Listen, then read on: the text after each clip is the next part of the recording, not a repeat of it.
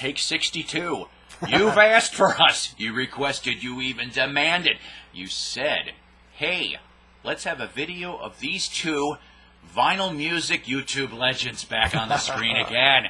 Yes, am I full of myself? Of course I am. But you've got two of the best with the Vinyl Grotto radio show. And, of course, the mighty Psycho from Psykos Platters on tour.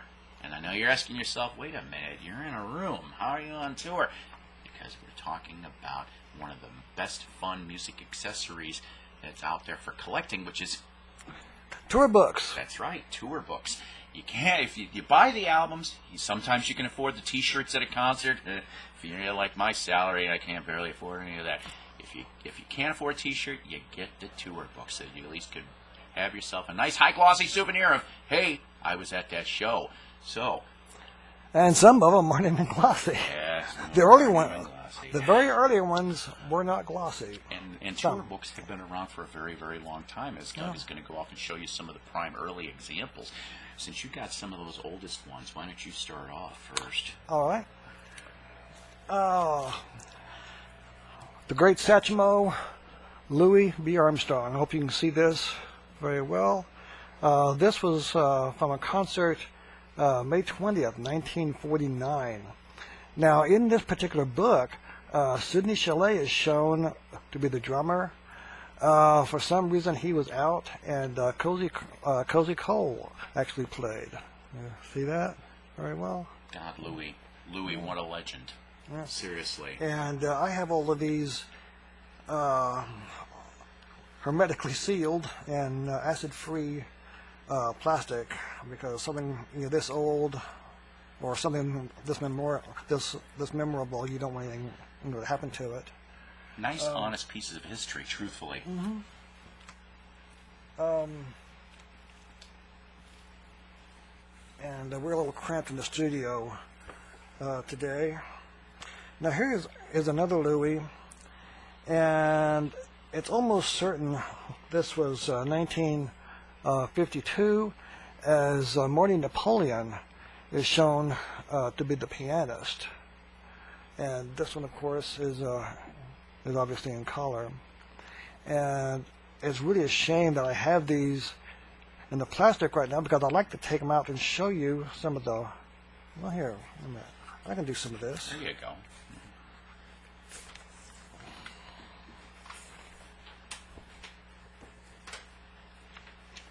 Oh, there we go. Oh, that's a nice pick. Yeah. That is definitely a nice pick. What else we have here? He died too young in 71. He did. Yeah, he did. There's Cozy Cole on drums. There you go.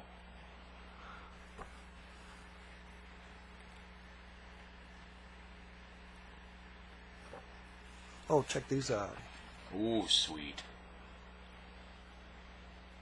Truth be, he's probably the first jazz name I actually recognized, even from when I was a kid, honestly.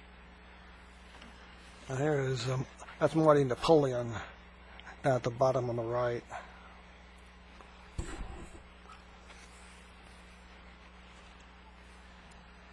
Anyway, let me get this back in here. I don't like to keep these out. While you're doing that, I'll pull one. All right. This one here isn't jazz, but I tripped up on this about maybe a year or two ago. Even opera stars can go off and have tour books. Mario Lanza, the great operatic legend, Mario Lanza. What was neat about this, and here's, I know I'm doing this a little weird, but here's a picture of Mario, right there. Is that in the middle of this is when I found the actual program that somebody was at the Kiel Auditorium in downtown St. Louis at Mario's performance. That is very cool. Indeed. It's from, pardon me a second here. Could have sworn I thought the date was typed onto this sucker. Yes, it is. April 10th. It says here, but it doesn't actually have the year on it. the best answer that I have is that this is post 1950. And if I remember correctly, there's even talk about his movies too. But to find this, I only for 50 cents. I found this for 50 cents, the whole thing. Whoa. Here in town. And I was very happy to find that. That's probably the earliest tour book piece I've got. We're going to say this is probably 50-51 roughly for a tour book for Mario Lanza.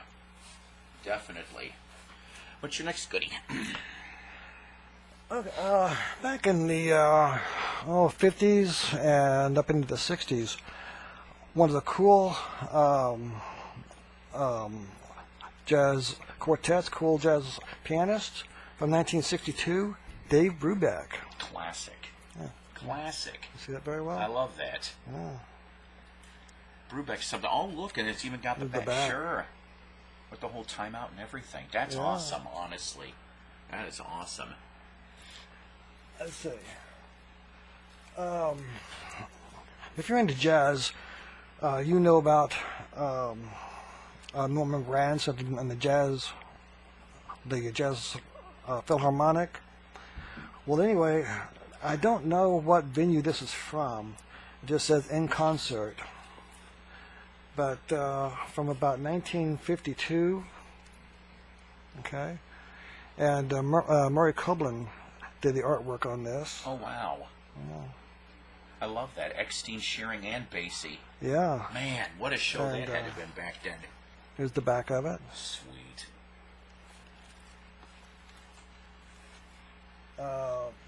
Did you want to go ahead and do something? You know what? Sure. I got one last one that's from the 50s vintage. Remember this one here? I pulled research on this. Yes, yes. I did. I found this also in town here for 50 cents. Now, I know it says Eddie Arnold's souvenir photo album, but it turned out that this was actually exclusively doled out at the gigs. You only could get these at the gigs. There's the front. This is the back. The best case scenario I have based on, here's a page here, from personal appearances and such, is that this is from between 52 and 53 that this was doled out. And I also want to say, I think Colonel Tom Parker was still Eddie Arnold's manager at that time, so he probably came up with this idea. It's like, hey, let's get all the money we can get. Order for the big, but it's in beautiful shape, and it looks like it never was even really opened, honestly. Very nice. Okay. Speaking of Norman Granz, Jazz at the Philharmonic, this one is the 12th tour, 1952. If you can see that. There we go. And cover art by David Stone Martin. That's cool. And here is the back.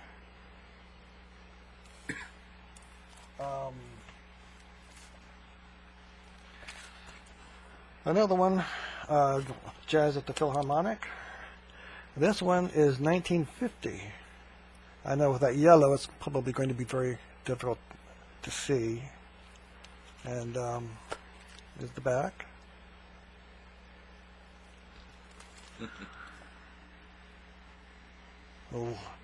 A commercial for Martin trumpets.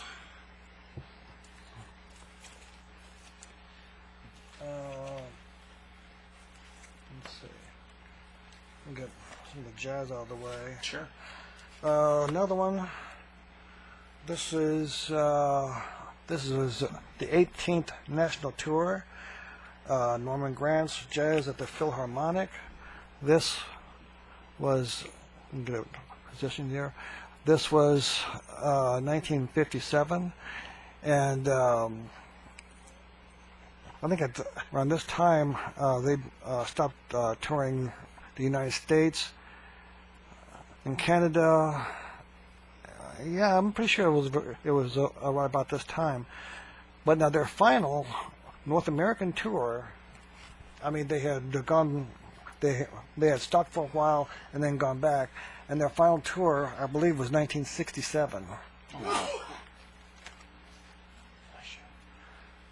What do you have? Okay, so that was the 40s and 50s stuff. Everything else jumps to the 70s. Okay. So Yeah, all right. this one I picked up $5 here locally. I'm kind of ticked off in a way because this booth had tons of tour books. I mean, like 2 boxes full, between $5 and $10 a piece for most of them. There was a handful of Stones and Who. They wanted more money for that. But one of the ones that cracked me up was Boston's first tour. That's right. This is from '76. Back is black backing. But let me pull a pic. Here's Brad Delp. Rest in peace for him. And just some basic shots. But still, I always liked Boston ever since they started back in '76. So to be able to find this sucker here for a decent price was very nice. Mm-hmm. Your turn. Okay. Getting into some rock and roll. This is, let's see. It says an Ampex in concert program. Blue Oyster Cult, 1979. Okay. I'm trying to think. I get it now. Forgive me. Mirrors. That's the Mirrors tour. Oh. 79. Because okay, yeah. on the front there, they're holding all the mirrors like this. So I get it now. Oh, Duh. that's right. Mirrors tour. I am on my part. And on the back is a promo for Ampex, Ampex tape, Ampex cassettes. Which I still think is funny because, you know, that they would promote tapes and everything with everyone being so worried about taping off of the radio and announcement. Hey, guess what? Here, buy some cassette tapes. We're sponsored. Now, here's one you'll like. Journey. Okay. Now, I don't know what year this is. Maybe you would? I'm going to throw out 79, Evolution tour. Okay. I think. I hope I'm right on that. If you don't mind, since you showed that, this is connected. Sure. He showed Evolution tour from 79. I show you the 1980 Departure tour. Oh. Yes, from Journey. I picked this up in Illinois for like $1. Here's the back. Yeah, you're talking about towards the end of the classic Journey lineup. Gee, look at this. See, I'll prove my point. I'm gonna try to be careful, guys, with this, but I don't know. Here's a couple nice pictures of the band, but yeah, it's like after Departure tour, Greg Raleigh would leave and Jonathan Cain would come on in. But I'm happy to have this. I really am. Okay. This guy, Tom Jones, and it's autographed. I mean, there's a printed autograph, but then there's the real thing also. And I've also got in here somewhere.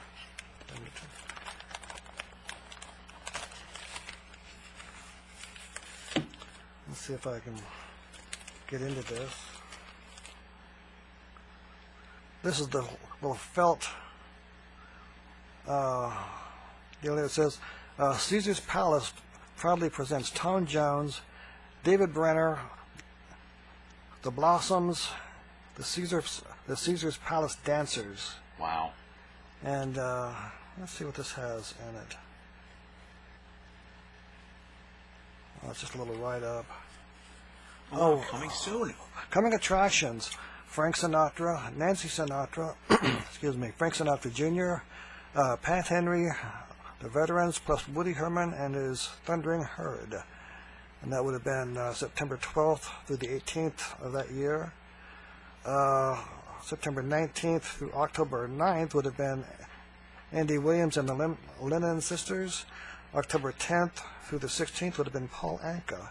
And this is, it's gold print with that the fuzzy stuff all over it. That's pretty cool.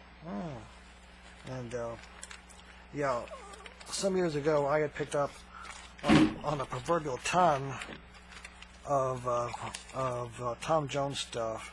I mean, we're talking individual snapshots that someone had taken with their camera, and just a box full of that stuff. See if I can get this back in here properly. Pretty cool stuff, nevertheless. There you go. Now, this piece I know nothing about, and maybe someone out there does. Can you see that? Someone had told me this was like a wax museum type affair of a museum somewhere of rock and roll artists. I don't really know, but It's still cool. yeah, and Oh yeah, the Tussauds group, Madame Tussaud. yeah.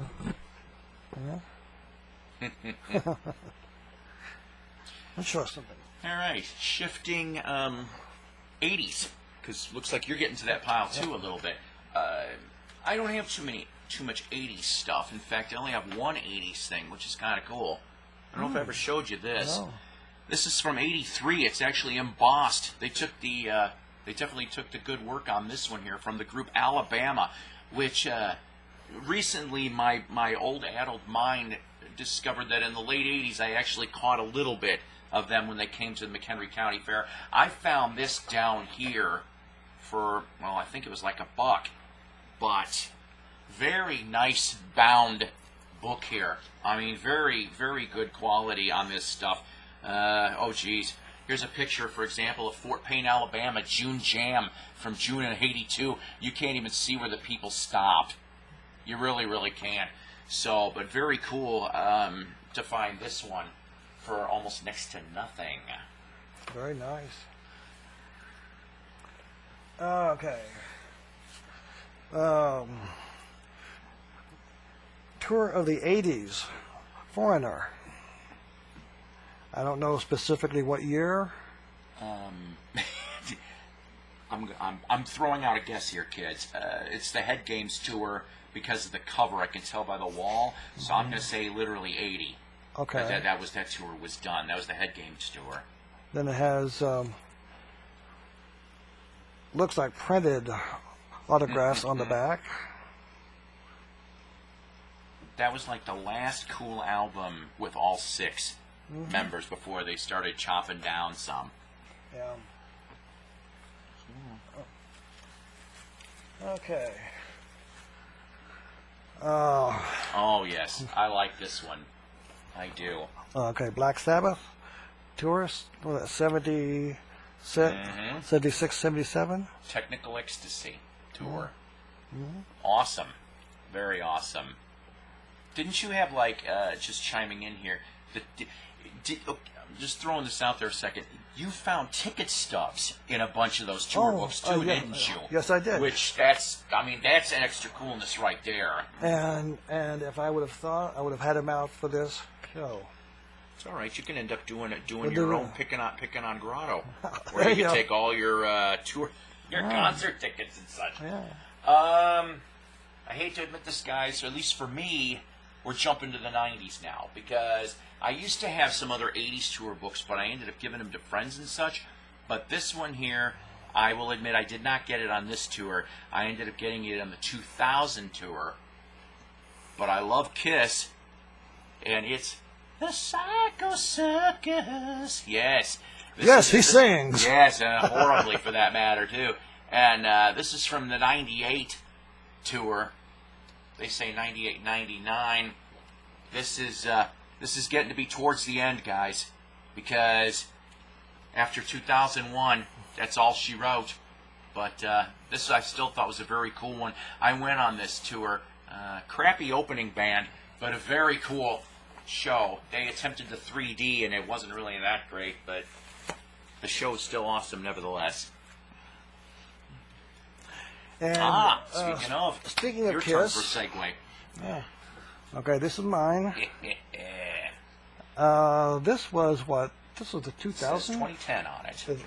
Yeah, okay, yeah, 2010. So that would be And, Psykos tour. And if I remember correctly, there wasn't many of these put out, or there was some deal about it. That's what you said, I remember. But, let's see. And the thing is just oversized. Huge.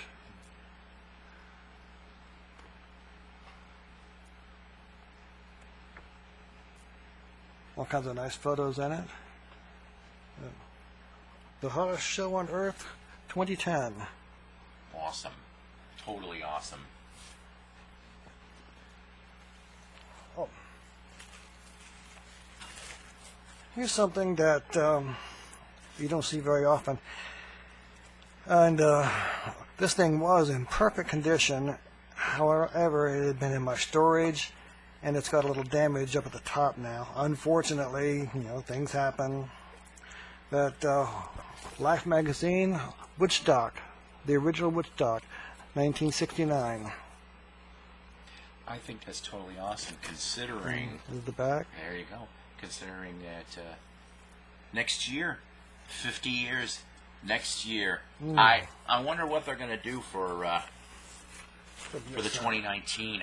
You know dang well they're going to do a show. They will. They've been doing it on and off since.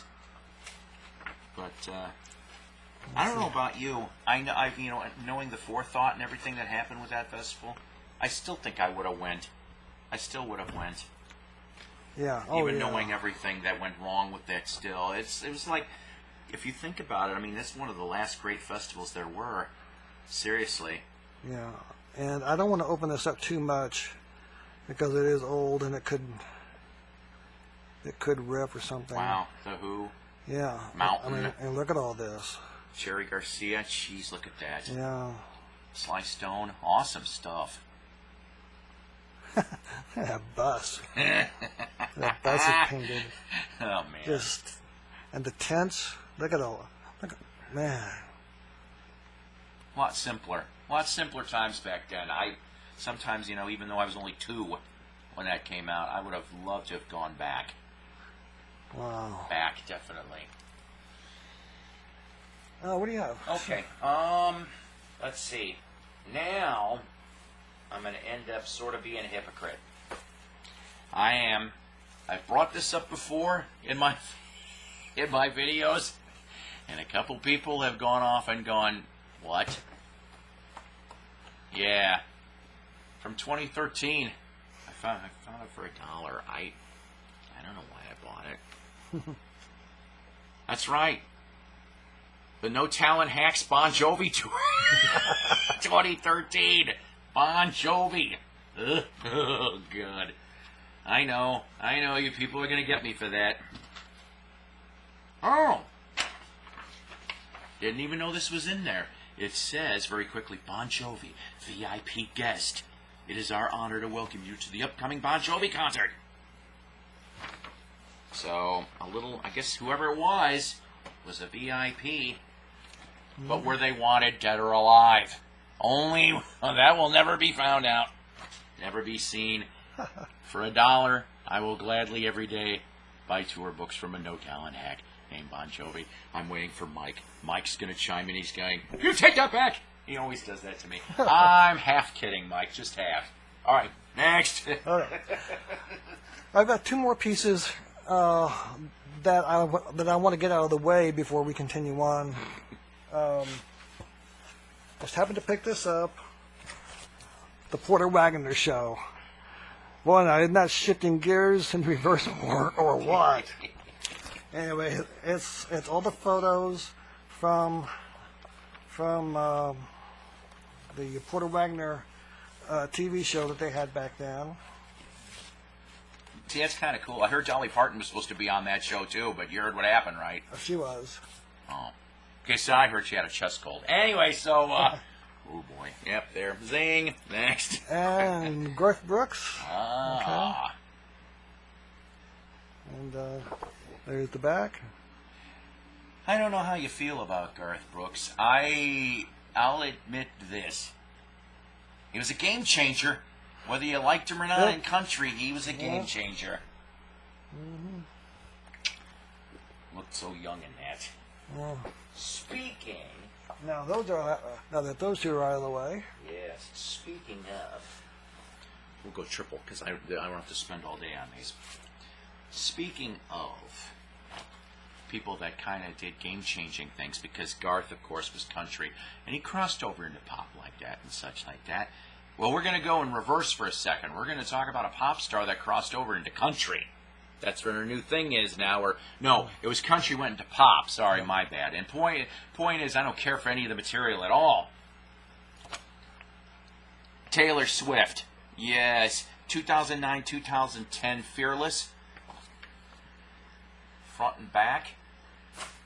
The Speak Now, which is 2011. And lastly, this is not the newest album, but the last to newest album, the Red Tour. Got these all for $1 a piece, just within the last 2 weeks. I'm not a big Taylor Swift fan. My missus used to be, and then until she crossed over and did her thing. Oh, Matt. All right. Here's one you like. The Monkees. Okay. With the accompanying 45. Let's see. What does Doug have here? Yep.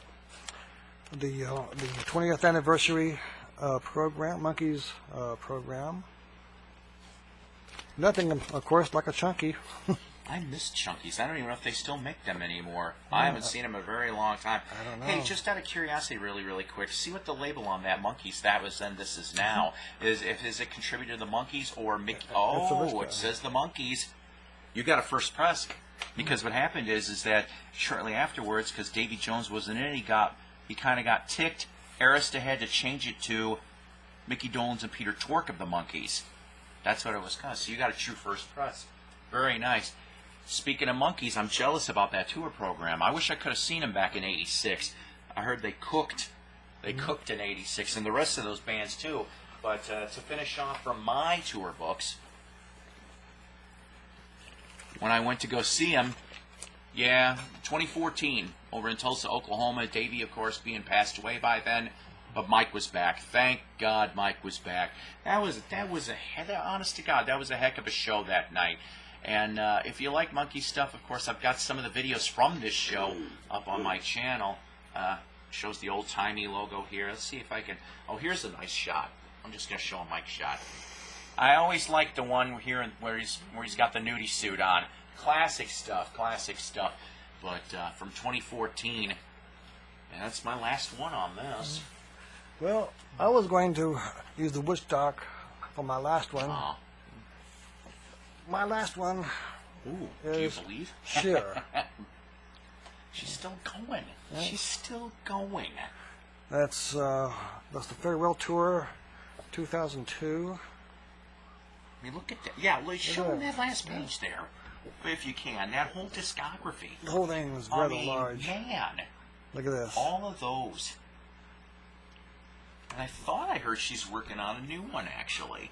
Because I heard I know she was talking about retiring, but now I think she's talking about doing like handful of gigs or something like that. So she may not be completely gone yet, guys. There's her and Sonny. That was the good old days. At least to me it was. Yeah. Excellent. I mean, seriously. Oh, show them that one. Man. Totally awesome. Very awesome. So, you know what? Here's something. We're going to post this on both of our channels. Put in the comments below. Do you got tour books? And if you do, what's your favorite tour book? Seriously, what's your favorite tour book? What's your favorite concert you went to? Does that sound about right for you, Doug? Yeah. You know what? Works for me. Exactly. You know what, guys? Thanks to him here for putting this all together. You know, always love, check out our shows, like and subscribe. Vinyl Grotto, Psykos, Platters, it'd be great. Anything else? I'm also on Facebook as The Vinyl Grotto Radio Show. No videos on the Facebook page as of yet. Normally I just do an album review or an artist review or something like this. Very good. But The Vinyl Grotto Radio Show on Facebook. And for Psykos Platters, I think coming soon, at least once a week or once every other week, I will start doing live videos on my channel. But for the moment, Wax Museum with Ronnie Dark has been kind enough to let me do some videos, usually on Saturdays, on his show too. So very, very nice. Thank you, honestly, for being able to do this. Sure. And you guys take care. God bless. Rock on. We'll catch you later. Have a good one.